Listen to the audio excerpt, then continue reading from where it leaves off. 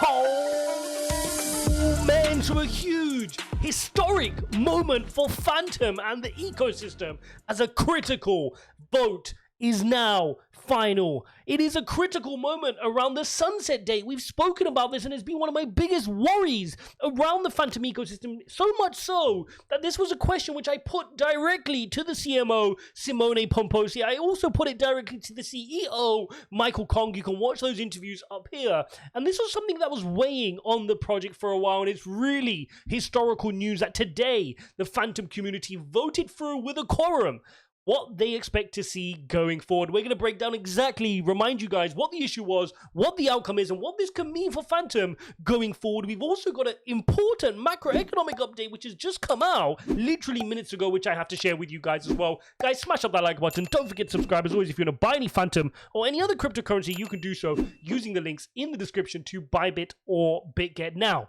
as you can see, if you were to head to the Fantom website and to stake Fantom natively, you are getting 13.9% APR. And whilst this is hugely attractive, this is also one of the issues around the Fantom ecosystem. And the issue being that at this current rate of paying off the stakers at this APR, Fantom only had 2 years of runway left, and that was leading up to what was called the sunset date, at which point there was no longer any staking rewards to be had. And at that point, the founding team in the ecosystem would have had a decision to say, do we increase the maximum supply? Because currently Fantom is locked to 3.175 billion tokens in supply. Do they increase that to keep the APR the same, or do you now only operate off of transaction fees, which means all the validators get less return, which could therefore reduce the security of the network if these validators jump ship and decide to go stake elsewhere? So the vote then went ahead and it's finally gone through. We've reached a quorum, as you can see here, guys. This is the lowering of validators and staking rewards, and the vote went through. As you can see, the minimum required for a quorum, it was 67%. We've now crossed 87% here.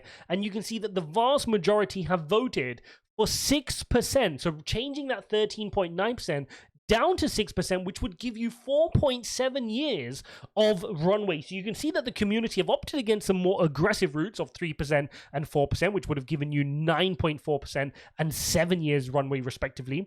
And they've gone for the lower option here, aside from no change, which is to start off at 6%, which adds 4.7 years onto your, well, it makes your runway 4.7 years. So this has now gone through, which is fantastic. And it's a huge moment for Fantom, because what they've shown is that they're not going to just put their head in the dark. If they've got an issue, and this was the one key issue that came from my due diligence on Fantom, and you guys know I'm very transparent with my investments and what I find in terms of my research, and I put it to Simone Pomposi and Michael Kong himself. This was one of those things which kind of irked me, and so it's really good to show that the community got behind. Not only did they put this to a vote, but they've then come to an agreement, they've pushed it through, and now it'll be great to see how this now follows through into the data. Now, to remind everybody of what's going on here, as we've said, if you didn't, there's a good thread here by Fantom Intern on Twitter. Do give him a follow and give him a shout out and tell him I sent you. And he said there's 2 years worth of incentives to be issued for stakers. So we've covered that off, right? If they did nothing, you've got 2 years left.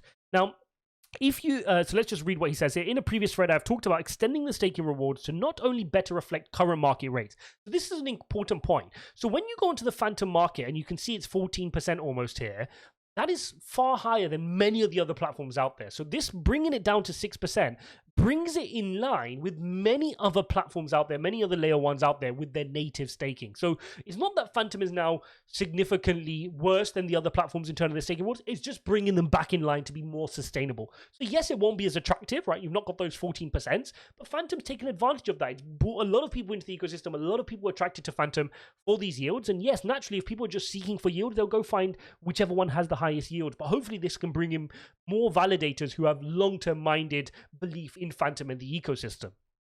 The industry as a whole is young, and the Opera mainnet is only turning 3 in a few months' time. Sound token economic design is crucial to a healthy and secure network. Completely agree with this, Fantom Intern. This is a critical cornerstone, which is one of the reasons why it bothered me so much. If you can set up your project with sound tokenomics, which is sustainable, secure, and it makes sense to everybody, and it's not a Ponzi, then you really are set up for a good future. And that was just the one thing when I looked at the tokenomics, this sunset date kept coming up in my mind. It wasn't giving me sleepless nights, but it kept coming up that they couldn't kick the can further down the road any longer. They had to address it. And I'm glad they did so before letting it get to the final year, right? It's like you got this amazing footballer on your football team. You don't let his contract run out. You sign it, you get it secure so you can move on. And they've shown some good strength and leadership by doing that, which is great.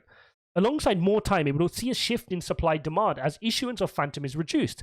This would see the current rate of approximately 14% go to 3 to 6% depending on the vote. So we can see the vote is actually showing as 6%, okay? So we're going to have 6% emissions versus 14%, which is great. This helps alleviate the supply-side pressure. Again, this is important for creating movements in the price, right? You've got less supply now releasing every single time. So this should help Fantom going into this next bull run. Ensure the network is not overpaying for security. And this is an important point. I know a lot of people say, yeah, but what's wrong with overpaying for security? What happens is you set a precedence, right? If you set a precedence to your validators that you're paying 14% APR in order for you to secure the network, they become accustomed to that. So it becomes very difficult for you to then change going forward. You become known as the chain, which is given 14%. If you try lower that in the future down to 13 or 12 or 10, you get this resistance. So it's really, again, good that they've managed to push this through at this early stage.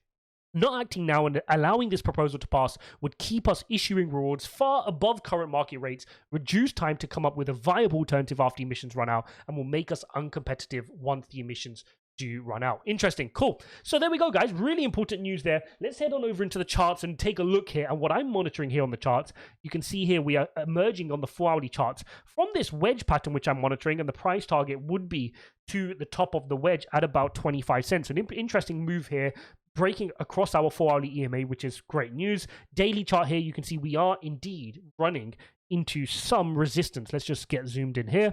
And there you go. You kind of got this pattern. And even if you do get to your price target here at that 25-cent mark, you are running into resistance on the daily EMA ribbon. Remember, this is hugely correlated to Bitcoin. Bitcoin is trying to push out of its pattern. Let me just share with you what I'm seeing on the Bitcoin chart. And this is the pattern I want to monitor. And what you can see here with Bitcoin, and again, Fantom's going to be hugely correlated, is Bitcoin is in this channel. And I do want to be conscious of this. So we got the breakout of the yellow pattern, which is great because that gives you a price target to the top side of 22,750. That's there where my cursor is. But you've also got this white channel. So what I want to monitor here, and I'm just going to notch it down to the 4-hourly to make it a little bit clearer, is what I want to monitor here is, do we get rejected from the top of the channel?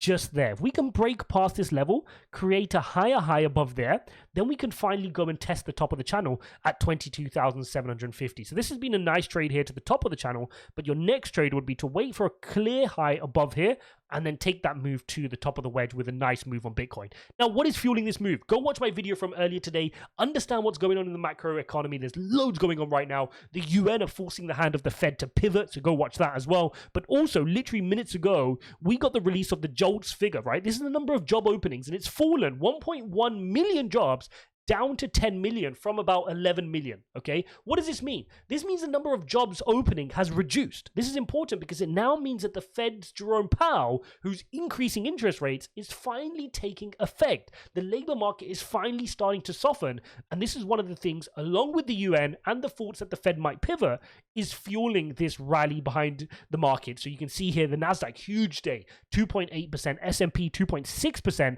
Dow Jones 2.4% up today, allowing Bitcoin to have a positive day today. Bitcoin trying to hold above 20,000 here at a key level, and it needs to build momentum above here from 20,000 and get above this 20,400 level. That's where this peak is here. If it can get above here, this point here, then it can start working its way higher towards the next interesting level. So that's what we want to see, is can it get above here, retest, and start working its way higher here on Bitcoin. So there you have it, guys, a critical watershed moment here for Fantom. Really impressed by the team and the community's effort around getting behind the toughest issue on their ecosystem, putting it to a vote and delivering on that. So props out and shout outs to the Fantom community, and having a nice day here, up 2% as well. Hope you guys enjoyed this video. If you appreciate this type of content, then smash up the likes. Don't forget to subscribe. I'm going to leave a link up here to my interview with Michael Kong. Make sure you go watch that, because I put this very question to him. So it'd be good for you to hear what his thoughts were around this issue and how important it is to the Fantom ecosystem. Thanks for watching, guys, and I'll see you